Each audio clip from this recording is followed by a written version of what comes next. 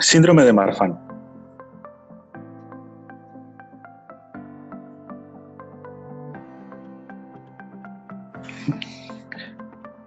Contenidos.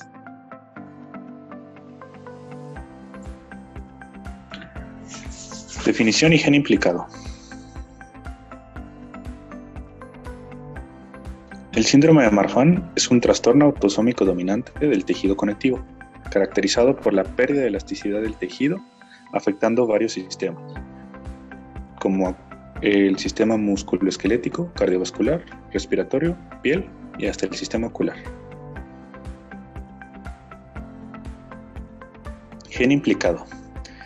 Este síndrome es causado por la mutación del gen FBN1, que se encuentra presente en el brazo largo del cromosoma 15, en la localización 15q21.1. Tiene una extensión aproximada de 200 kilobases, compuesto por 65 exones.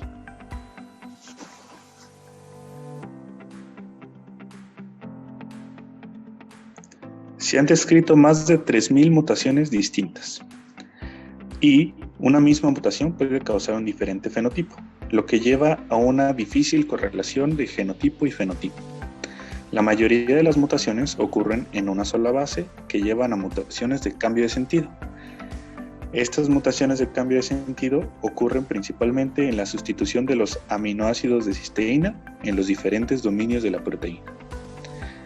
Existen dos tipos de mutaciones, las de haploinsuficiencia, en las que ocurre una disminución de la proteína normal, y estas ocurren por deleciones o mutaciones sin sentido, y las mutaciones de dominancia negativa, en las que hay un producto defectuoso que se combina con el producto normal que lleva a alteraciones.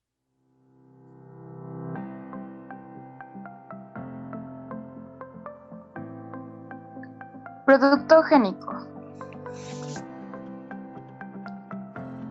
El gen FBN1 codifica para la proteína de matriz extracelular fibrilina 1, una glicoproteína ampliamente distribuida en la matriz extracelular. Las mutaciones en este gen dan lugar a la producción de una proteína de fibrilina normal, lo que provoca anomalías en la estabilidad mecánica y las propiedades elásticas del tejido conectivo.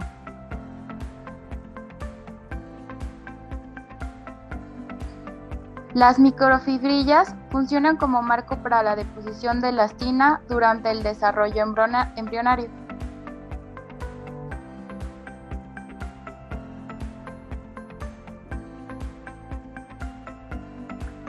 Así, la fibrilina confiere elasticidad a la pared arterial y facilita que la arteria conserve su forma inicial tras la expansión debido a las fuerzas hemodinámicas, al unir las células musculares lisas vasculares a las fibrillas de elastina.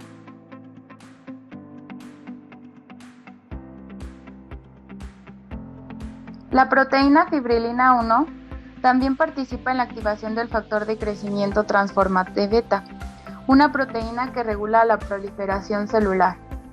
La fibrilina 1 se une normalmente al gran complejo latente del TGF-beta, que comprende la citosina TGF-beta madura, el péptido asociado a la latencia y las proteínas de unión del TGF-beta latente. Esta unión inhibe la activación y la liberación del TGF-beta.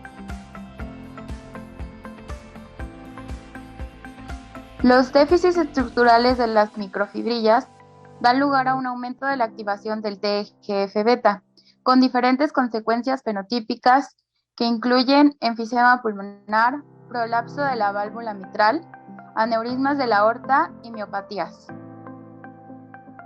Diagnóstico y epidemiología. Genética de poblaciones.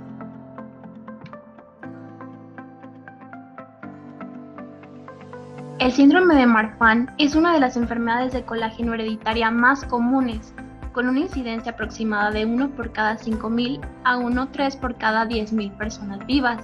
Afecta por igual a ambos sexos y su distribución es mundial. La esperanza de vida promedio solía ser de solo 32 años, ahora con la cirugía temprana se acerca a los 75 años. Es importante destacar que una vez que ocurre la coartación aórtica, la supervivencia se reduce considerablemente entre el 50 y el 70% a los 5 años.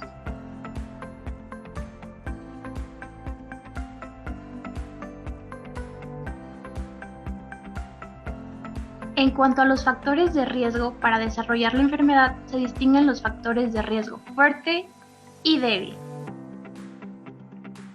Entre los factores de riesgo fuertes se encuentran historia familiar con síndrome de Marfan, al ser heredado como una condición autosómica dominante en el 75% de los casos, y al ser afectado alguno de los padres, el niño tendrá el 50% de riesgo de tener el síndrome. Otro factor de riesgo fuerte es la presencia de historia familiar de coartación aórtica o aneurisma. Por tanto, se recomienda un monitoreo regular para los miembros de la familia en riesgo. Entre los factores de riesgo débil están edad mayor de los padres, ya que están asociados con mutaciones genéticas espontáneas que provocan el síndrome de Marfan.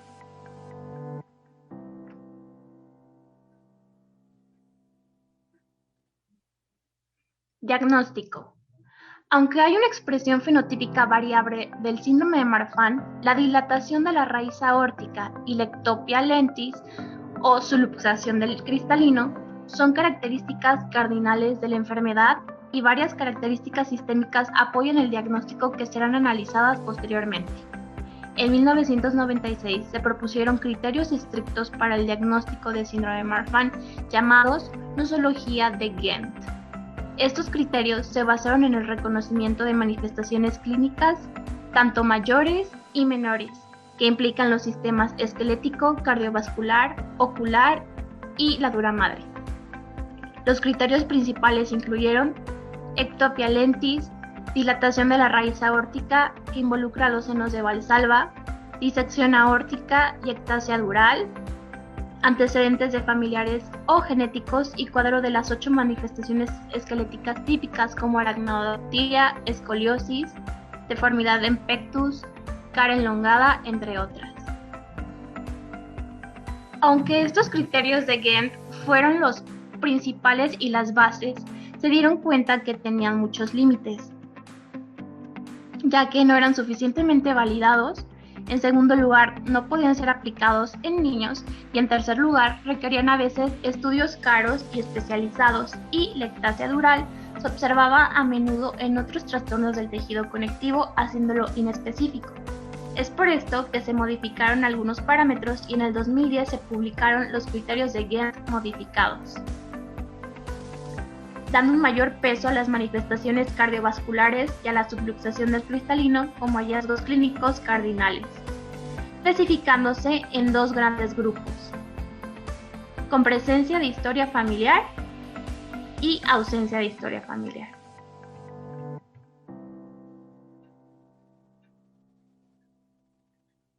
En ausencia de historia familiar, al presentar dilatación de la raíz aórtica, que se representa en esta imagen por AO y utilizando una puntuación sistemática Z que explica el área de superficie así como el diámetro de la raíz aórtica en el seno del Valsalva visto por medición en ecocardiografía. Si es mayor o igual a 2 es indicativo de que en efecto hay una dilatación significativa y a esto se le suma subluxación del cristalino, representa la conformación de síndrome de Marfan.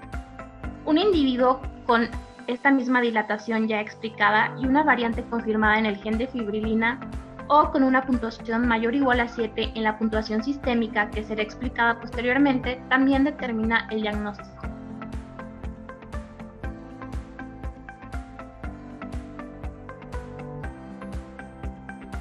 En presencia de historia familiar, las reglas son menos exigentes. Al presentar subluxación de cristalino, o una puntuación sistémica mayor de 7 puntos o un diámetro aórtico mayor de 2 en adultos y mayor de 3 en niños, se hace el diagnóstico de síndrome de Marfan.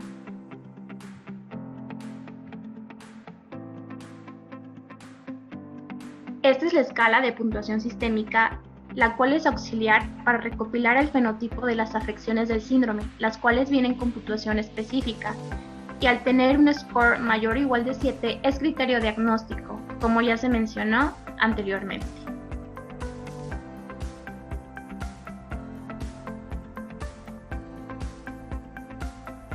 Tenemos que los 3 puntos se asignan para Arachnodactylia, 2 puntos para Pectum carinatum, deformidad del retropié, protrusión del acetábulo y neumotórax.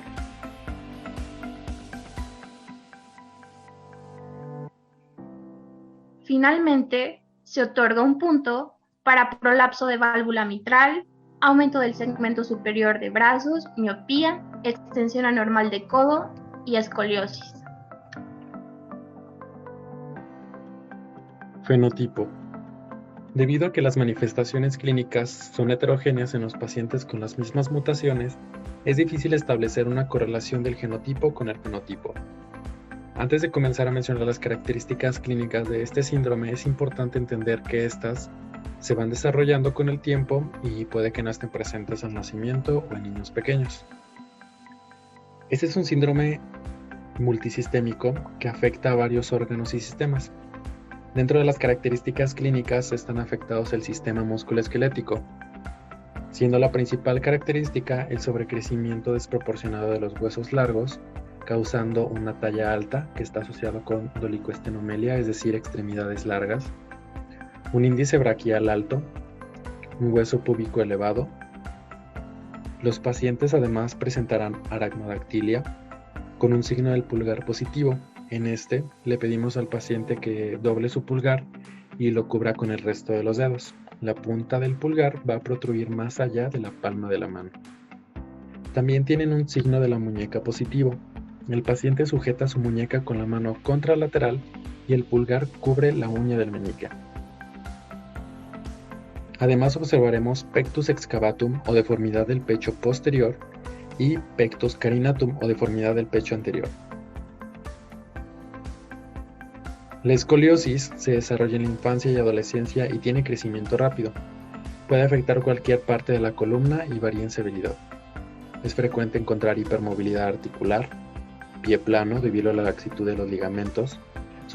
En cuanto a las características faciales, son notorias la dolicocefalia, es decir, un cráneo angosto, una fisura palpebral inclinada hacia abajo, el hueso malar aplanado, apiñamiento dental, micro o retrognatia, además de paladar arqueado alto.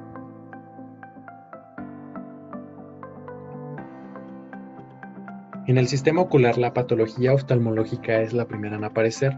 Hasta 50 a 80% de los pacientes van a presentar algún grado de subluxación del cristalino. Usualmente es bilateral y simétrica. La mayoría de las personas con este padecimiento tienen miopía y astigmatismo. La complicación más grave es el desprendimiento de retina. Es común encontrar cataratas y el glaucoma de ángulo abierto es la forma más prevalente de glaucoma. En cuanto a la piel y tegumentos, la piel tiene una textura normal. Aproximadamente 2/3 de los pacientes presentan estrías y estas no se asocian al embarazo. Se localizan en hombros, áreas lumbar, muslos y alrededor de las rodillas. Con respecto a la evolución clínica, mencionaremos acerca de las complicaciones, el pronóstico y el consejo genético que podemos brindar.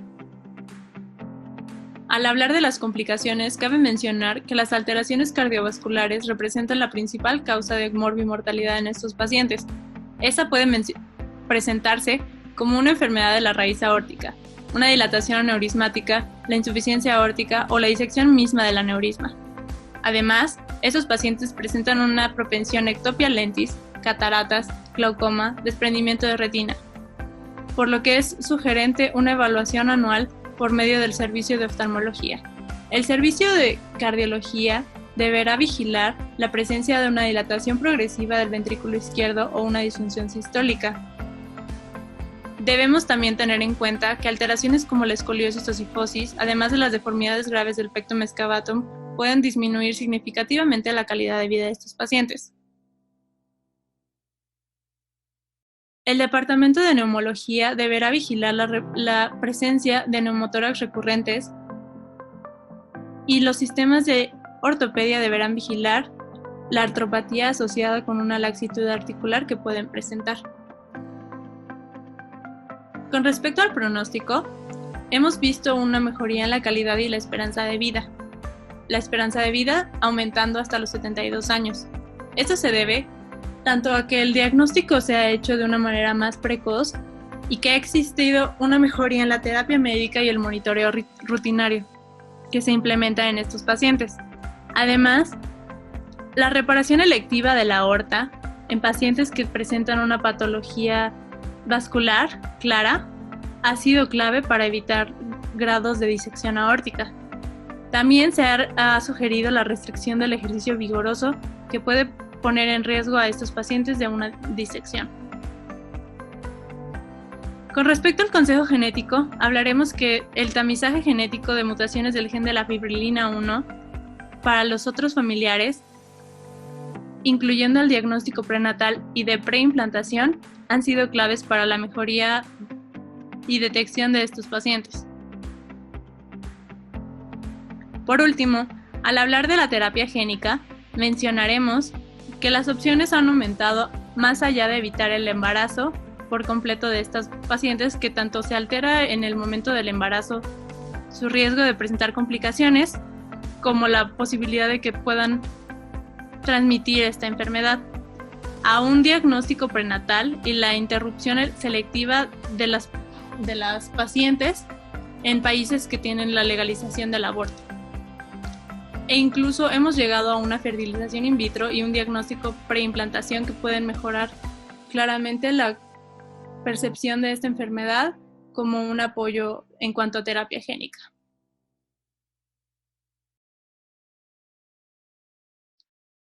Muchas gracias por su atención y aquí está nuestra bibliografía.